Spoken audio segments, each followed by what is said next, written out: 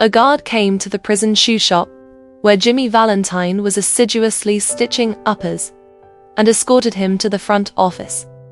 There the warden handed Jimmy his pardon, which had been signed that morning by the governor. Jimmy took it in a tired kind of way. He had served nearly 10 months of a 4-year sentence. He had expected to stay only about 3 months at the longest. When a man with as many friends on the outside as Jimmy Valentine had is received in the stir, it is hardly worthwhile to cut his hair. "Now, Valentine," said the warden, "you'll go out in the morning. Brace up and make a man of yourself. You're not a bad fellow at heart. Stop cracking safes and live straight." "My," said Jimmy in surprise. "Why, I never cracked a safe in my life." "Oh no," laughed the warden. "Of course not. Let's see now. How was it you happened to get sent up on that Springfield job? Was it because you wouldn't prove an alibi for fear of compromising somebody in extremely high-toned society? Or was it simply a case of a mean old jury that had it in for you? It's always one or the other with you innocent victims." "May," said Jimmy, still blankly virtuous. "Why, warden, I never was in Springfield in my life." "Take him back, Cronin," said the warden, "and fix him up with outgoing clothes. Unlock him at 7 in the morning and let him come to the bullpen. Better think over my advice, Valentine." At 7:15 on the next morning, Jimmy stood in the warden's other office. He had on a suit of the villainously fitting, ready-made clothes, and a pair of the stiff, squeaky shoes that the state furnishes to its discharged compulsory guests. The clerk handed him a railroad ticket, and the $5 bill, with which the law expected him to rehabilitate himself into good citizenship and prosperity. The warden gave him a cigar and shook hands. Valentine, 9762, was chronicled on the books, pardoned by governor. And Mr. James Valentine walked out into the sunshine. Disregarding the song of the birds, the waving green trees, and the smell of the flowers, Jimmy headed straight for a restaurant. There he tasted the first sweet joys of liberty, in the shape of a broiled chicken and a bottle of white wine, followed by a cigar a grade better than the one the warden had given him. From there, he proceeded leisurely to the depot.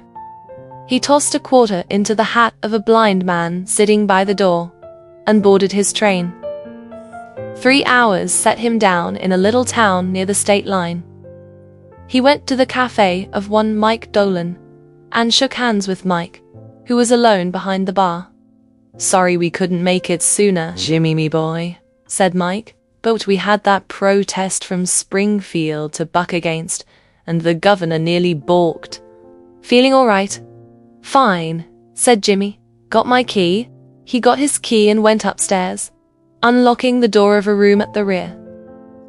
Everything was just as he had left it. There on the floor was still Ben Price's collar button, that had been torn from that eminent detective's shirt band when they had overpowered Jimmy to arrest him. Pulling out from the wall a folding bed, Jimmy slid back a panel in the wall and dragged out a dust-covered suitcase. He opened this and gazed fondly at the finest set of burglar's tools in the East. It was a complete set, made of specially tempered steel. The latest designs in drills, punches, braces and bits, jimmies, clamps and augers, with 2 or 3 novelties invented by Jimmy himself, in which he took pride. Over $900 they had cost him to have made at blank, a place where they make such things for the profession. In half an hour, Jimmy went downstairs and through the cafe. He was now dressed in tasteful and well-fitting clothes, and carried his dusted and cleaned suitcase in his hand. "Got anything on?" asked Mike Dolan, genially. "May," said Jimmy in a puzzled tone. "I don't understand. I'm representing the New York Amalgamated Short Snap Biscuit Cracker and Frazzled Wheat Company." This statement delighted Mike to such an extent that Jimmy had to take a seltzer and milk on the spot. He never touched hard drinks. A week after the release of Valentine, 9762, There was a neat job of safe burglary done in Richmond, Indiana, with no clue to the author.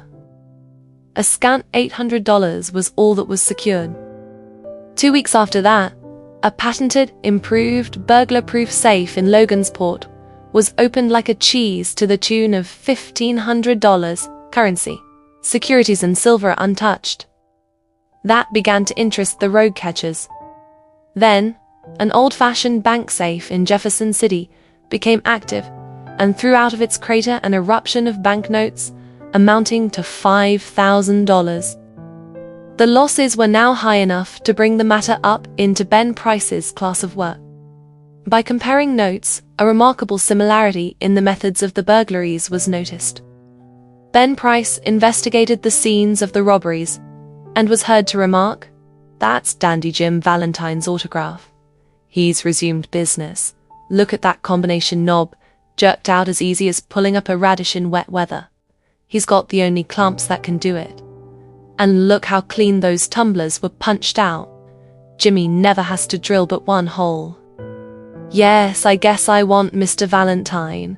He'll do his bit next time without any short time or clemency foolishness." Ben Price knew Jimmy's habits. He had learned them while working up the Springfield case. Long jumps, quick getaways, no Confederates, and a taste for good society. These ways had helped Mr. Valentine to become noted as a successful dodger of retribution. It was given out that Ben Price had taken up the trail of the elusive cracksman, and other people with burglar-proof safes felt more at ease.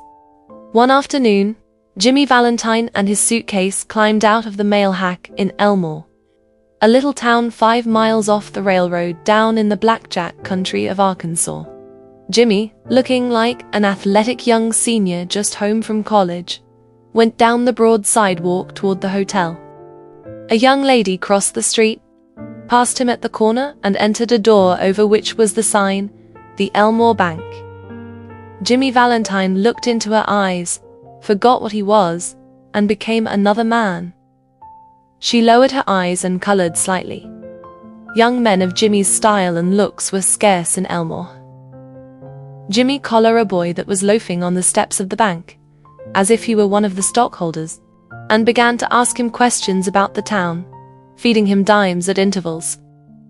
By and by the young lady came out, looking royally unconscious of the young man with the suitcase, and went her way. "Isn't that the young lady Polly Simpson?" asked Jimmy with specious guile. "No," said the boy. "She's Anna Adams. Her pa owns this bank." "What did you come to Elmore for?" "Is that a gold watch chain? I'm going to get a bulldog."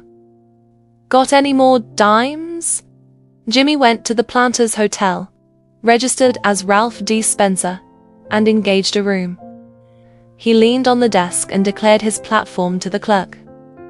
He said he had come to Elmore to look for a location to go into business. How was the shoe business now in the town? He had thought of the shoe business. Was there an opening? The clerk was impressed by the clothes and manner of Jimmy.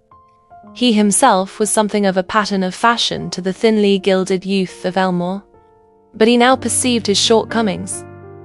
While trying to figure out Jimmy's manner of tying his foreign hand, he cordially gave information. Yes, there ought to be a good opening in the shoe line. There wasn't an exclusive shoe store in the place. The dry goods and general stores handled them. Business in all lines was fairly good. Hoped Mr. Spencer would decide to locate in Elmore. He would find it a pleasant town to live in, and the people very sociable. Mr. Spencer thought he would stop over in the town a few days and look over the situation. No, the clerk needn't call the boy. He would carry up his suitcase himself. It was rather heavy. Mr. Ralph Spencer, the phoenix that arose from Jimmy Valentine's ashes left by the flame of a sudden and alternative attack of love, remained in Elmore and prospered. He opened a shoe store and secured a good run of trade. Socially, he was also a success and made many friends, and he accomplished the wish of his heart. He met Miss Annabel Adams and became more and more captivated by her charms. At the end of the year, The situation of Mr. Ralph Spencer was this. He had won the respect of the community. His shoe store was flourishing, and he and Annabel were engaged to be married in 2 weeks.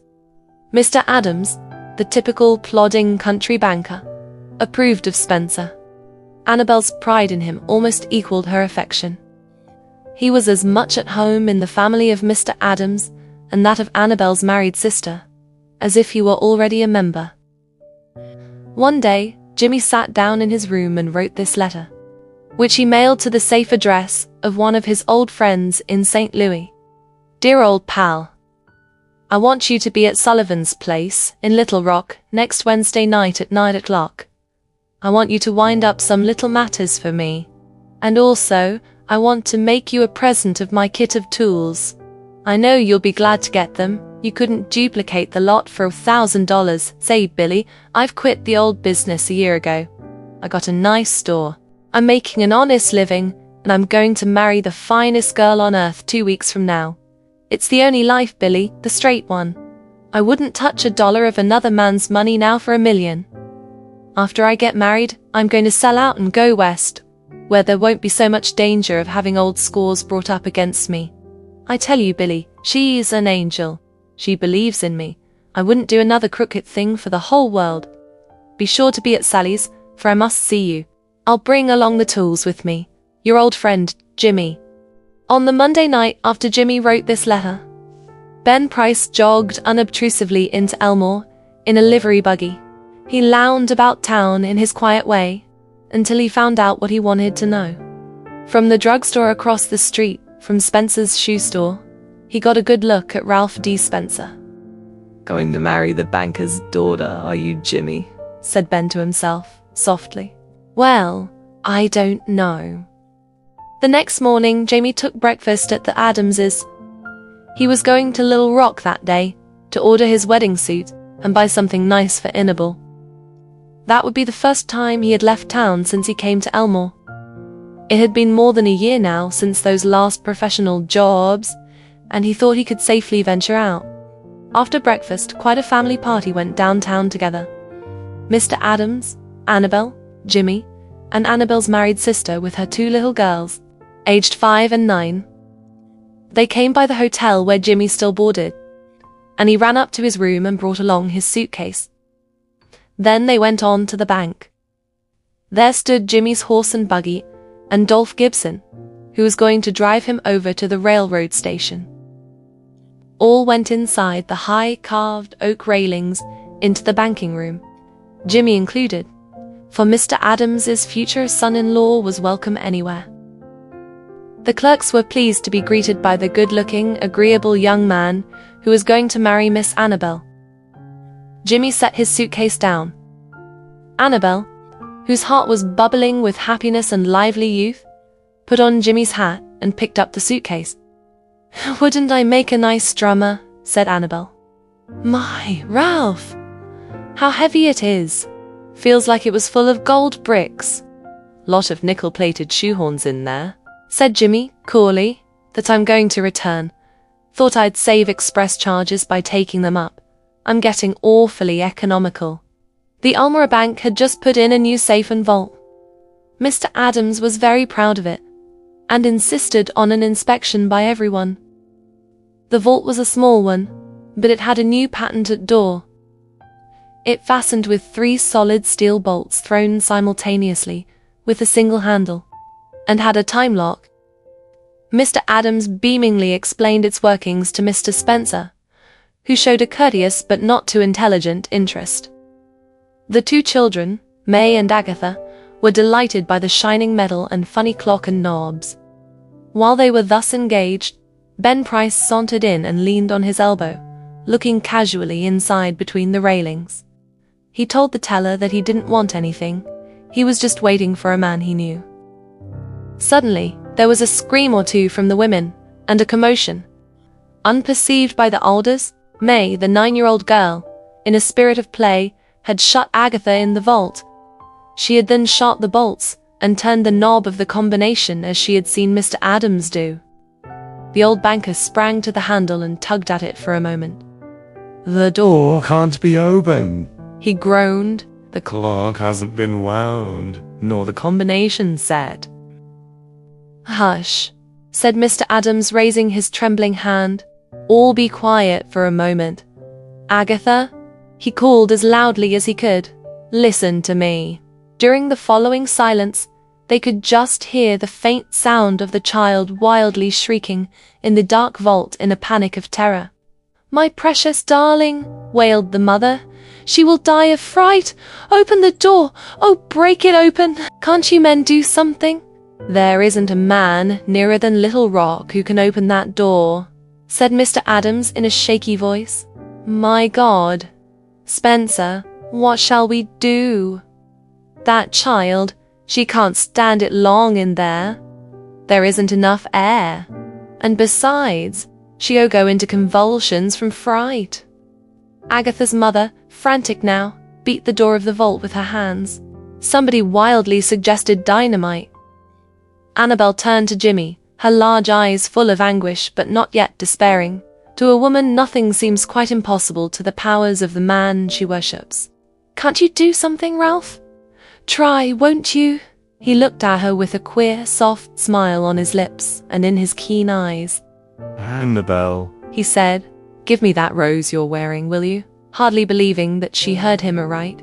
She unpinned the bud from the bosom of her dress and placed it in his hand. Jimmy stuffed it into his vest pocket, threw off his coat, and pulled up his shirt sleeves. With that act, Ralph D. Spencer passed away, and Jimmy Valentine took his place. Get away from the door, all of you, he commanded shortly. He set his suitcase on the table and opened it out flat. From that time on, he seemed to be unconscious of the presence of anyone else. He laid out the shining, queer implements swiftly and orderly, whistling softly to himself, as he always did when at work. In a deep silence and immovable, the others watched him as if under a spell. In a minute, Jimmy's pet drill was biting smoothly into the steel door. In 10 minutes, breaking his own burglarious record, he threw back the bolts and opened the door. Agatha, almost collapsed but safe, was gathered into her mother's arms. Jimmy Valentine put on his coat and walked outside the railings towards the front door. As he went, he thought he heard a faraway voice that he once knew call Ralph, but he never hesitated. At the door, a big man stood somewhat in his way. Hello, band, said Jimmy, still with his strange smile. Got around at last, have you? Well, let's go. I don't know that it makes much difference now.